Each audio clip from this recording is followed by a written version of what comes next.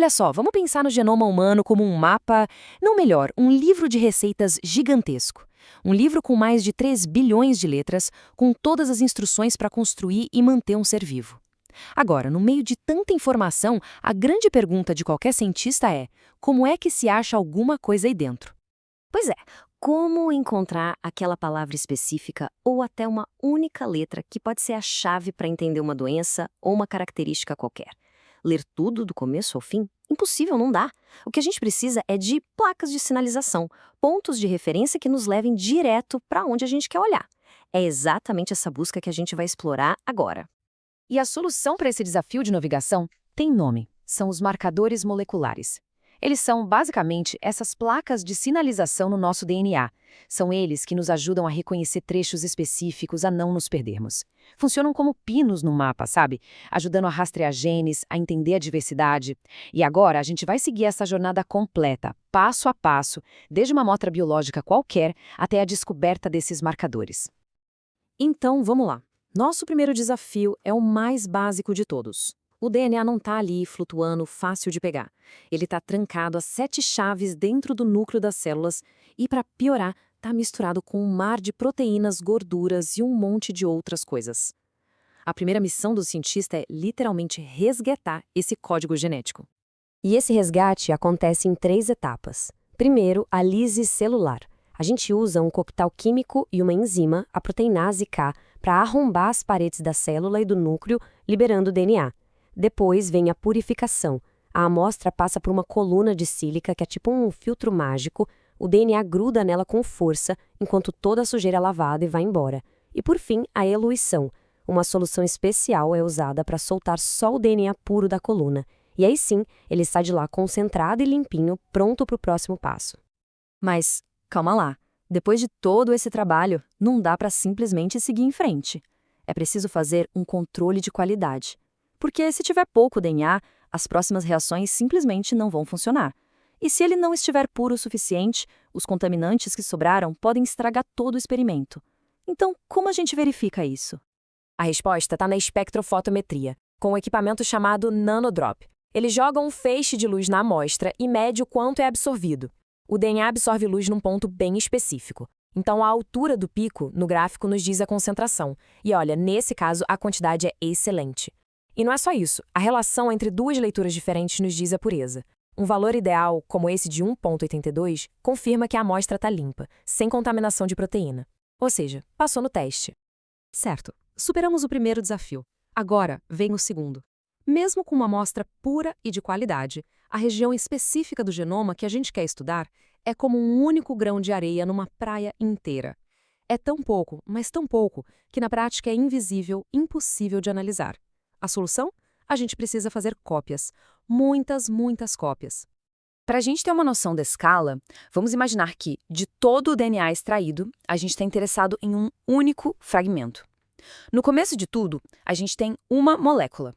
Só uma. E aí, depois de uns 30 ciclos de uma técnica quase mágica chamada reação em cadeia da polimerase, ou PCR, aquela única molécula se transforma em aproximadamente 2 bilhões de cópias. É um crescimento exponencial que torna o invisível totalmente detectável. Mas como é que essa mágica toda acontece? A PCR funciona num ciclo de esquenta e esfria. Primeiro, a desnaturação. A gente aquece a quase 100 graus Celsius para separar a dupla hélice do DNA em 2 fitas simples. Depois, o anelamento. A gente resfria um pouco e isso permite que pequenas sequências sintéticas, os primers, se liguem exatamente no início e no fim da nossa região de interesse. E por último, a extensão. Uma enzima chamada DNA polimerase usa esses primers como ponto de partida e começa a construir as novas fitas de DNA. E esse ciclo se repete e se repete, dobrando a quantidade de DNA a cada volta. Tá, mas como a gente sabe se a PCR realmente funcionou? A prova final vem da eletroforese em gel. Pensa no gel como uma pista de corrida com obstáculos. Como o DNA tem carga negativa, ele corre em direção a um polo positivo quando a gente liga a eletricidade. Os pedaços menores são mais ágeis e vão mais longe. A primeira canaleta, o DNA ladder, é a nossa régua, com tamanhos conhecidos. E ali do lado, nas nossas amostras, a gente vê uma banda bem brilhante, alinhada certinho com a marca de 373 pares de bases da régua. Bingo! Isso confirma que a gente tem bilhões de cópias do nosso produto no tamanho exato que a gente queria. Sucesso total. Certo, a gente já isolou o DNA, purificou, amplificou e confirmou o tamanho dele. Mas isso ainda não basta. Para a gente conseguir achar os marcadores moleculares, precisamos vencer o desafio final de laboratório. A gente precisa ler a sequência exata de AT6G. Em outras palavras, precisamos decodificar a mensagem. E isso é feito pelo sequenciamento de DNA. A técnica mais clássica usa um truque genial. Nucleotídeos especiais marcados com corantes que brilham. Cada base, A, T, C e G, ganham uma cor diferente. O resultado é o que a gente vê aqui, um cromatograma, que é a leitura final. Um detector vai lendo a cor de cada fragmento e a ordem dos picos coloridos nos revela, letra por letra, a sequência exata de DNA que a gente estava procurando. Com a sequência decifrada, a jornada no laboratório chega ao fim. Agora começa a análise de dados. Todo aquele trabalho de extrair, purificar, amplificar e ler nos trouxe até aqui. Agora, finalmente, a gente consegue enxergar os tais marcadores moleculares que estávamos procurando, as variações no código que vão servir como nossas placas de sinalização. Uma fonte muito poderosa de variação genética são as repetições em tandem. Imagina que são como vagões de um trem, onde uma sequência curta de DNA se repete várias vezes, uma atrás da outra. O número desses vagões pode variar muito entre as pessoas. Essa tabela mostra os 3 tipos principais: o DNA satélite, com repetições bem longas, os mini-satélites, um pouco menores, e os microsatélites, com repetições bem curtinhas, que são extremamente úteis para rastrear a herança genética. Agora, vamos para a forma mais comum de variação genética que existe, o polimorfismo de nucleotídeo único, ou, para facilitar, SNP. É algo muito simples, a troca de uma única letra no código genético, como um C que vira um T. Mas aqui tem o pulo do gato. Para ser considerado um SNP e não uma mutação rara, essa variação precisa estar presente em pelo menos 1% da população. Isso significa que é uma variação comum e já estabelecida. Ok, identificamos os marcadores. E agora, qual o próximo passo?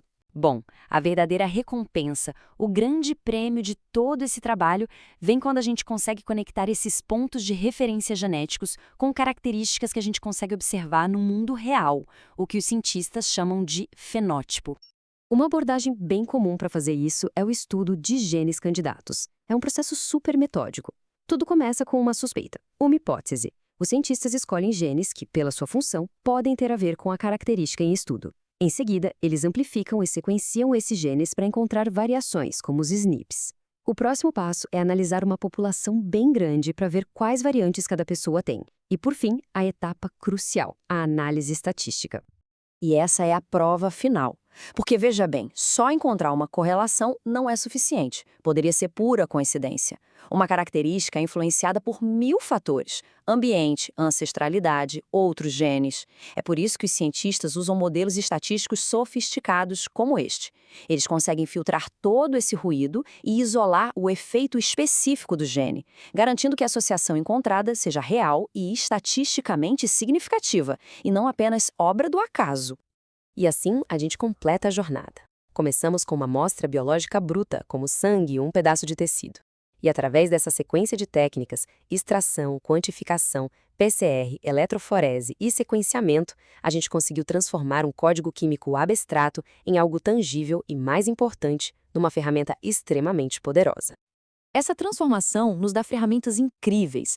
Ela nos permite criar mapas que podem prever riscos à saúde, ajudando a personalizar tratamentos.